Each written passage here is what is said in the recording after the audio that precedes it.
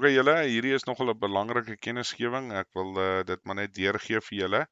Laat van die aand van die 29ste af gaan ek dan vir julle 'n uurlikse stemnotaatjie oplaai.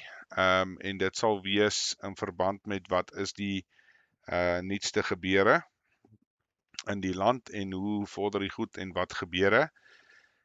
So jy kan maar net inluister, ek gaan so breedvoerig praat so ver as moontlik, so dit sal maar wees oor elke plek en wat ook al op daai stadium daar gebeur. Dit gaan alles geverifieerde inligting wees, so asseblief mense, moenie vir my snaakse goeie stuur en so nie. Ek het mense oral en op die grond wat ek meeste van die inligting kan optel mee.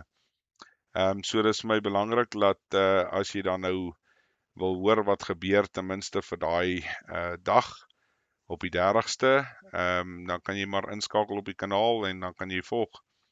En soos wat dit nodig is, sal die inligting meer gedeel word en soos wat dit minder raak, sal dit minder gedeel word. So dit sal maar wees of die tyd, kom ek sê eerder die tydsfaktor sal meer en minder word.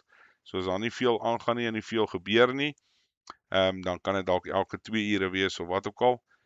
Maar ek dink vir in die begin af ons dit elke uur hou en ons sal kyk wat se inligting kom deur. So vir die mense wat werk en alles, dis dalk 'n goeie ding om dalk nou maar net 'n klein kort stemnotaatjie te kry wat jy gou op YouTube kan luister of hoe ook al op jou oorfone net om te hoor wat aangaan in jou area so ver as moontlik. Okay mense, ek hoop julle het 'n wonderlike dag en ons praat weer. Bye.